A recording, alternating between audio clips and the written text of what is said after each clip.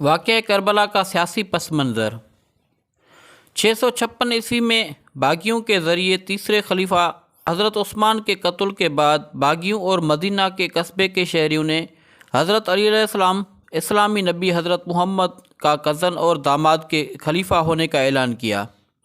حضرت محمد صلی اللہ علیہ وآلہ وسلم کے کچھ ساتھی جن میں طلحہ ابن عبید، زبیر بن عوام اور معاویہ ابن ابی سفیان اس وقت کا گورنر، اور حضرت محمد صلی اللہ علیہ وآلہ وسلم کی بیوی عائشہ نے حضرت علی کو تسلیم کرنے سے انکار کر دیا۔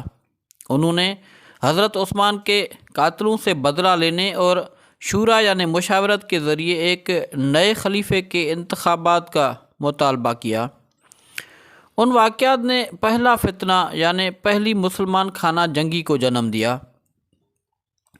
جب 661 میں حضرت علی کو عبد الرحمن ابن ملجم ایک خارجی نے قتل کیا تو اس کے بڑے بیٹے حضرت حسن نے اس کی جان لے لی، لیکن جلد ہی معاویہ کے ساتھ صلح نامے پر دستخط کیے تاکہ مزید خون ریزی سے بچا جا سکے۔ معاہدے میں حسن نے معاویہ کو اس شرط پر اختیار سونپا تھا کہ معاویہ ایک منصف حاکم ہے اور وہ کوئی موروثی سلطنت قائم نہیں کرے گا۔ 670 میں حضرت حسن کی وفات کے بعد اس کا چھوٹا بھائی حضرت حسین بنو ہاشم قبیلہ کا سربراہ بن گیا، جس کا تعلق اسلامی نبی حضرت محمد سے تھا۔ اگرچہ کوفہ میں ان کے والد کے حامیوں نے اس سے بیعت کی تھی، لیکن وہ جب تک مؤخر الذکر زندہ تھا حضرت حسن اور معاویہ کے مابین امن معاہدے کا پابند رہے گا۔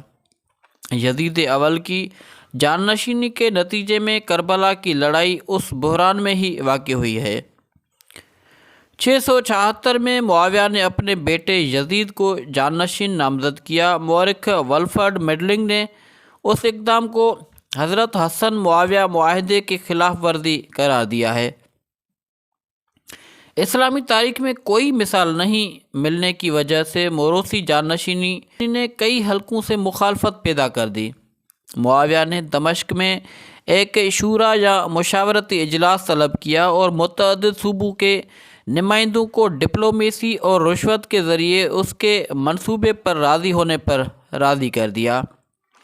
پھر اس نے مدینہ کے اس وقت کے گورنر مروان بن حکم کو حکم کیا، جہاں حسین اور متعدد دیگر بااثر مسلمان مقیم تھے، اس فیصلے کا اعلان کرے۔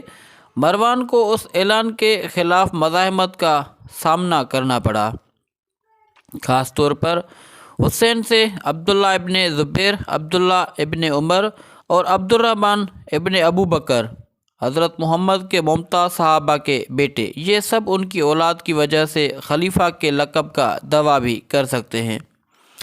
معاویہ مدینہ چلا گیا اور 4 اختلاف رائے رکھنے والوں پر دباؤ ڈالا۔ اس نے پیروی کی اور ان میں سے کچھ کو جان سے مارنے کی دھمکی بھی دی، لیکن پھر بھی انہوں نے اس کی حمایت کرنے سے انکار کر دیا۔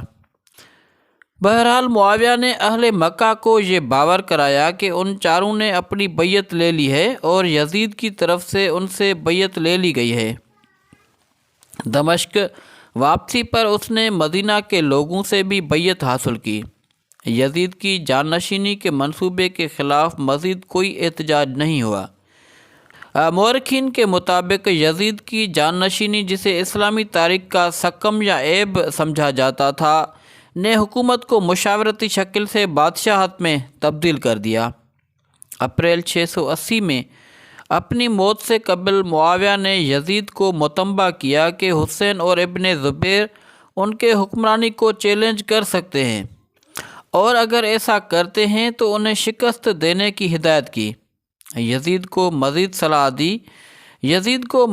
صلاح دی گئی کہ وہ حسین کے ساتھ احتیاط سے سلوک کریں اور اپنا خون نہ پھیلائیں، کیونکہ وہ حضرت محمد صلی اللہ علیہ وآلہ وسلم کا نواسہ تھا۔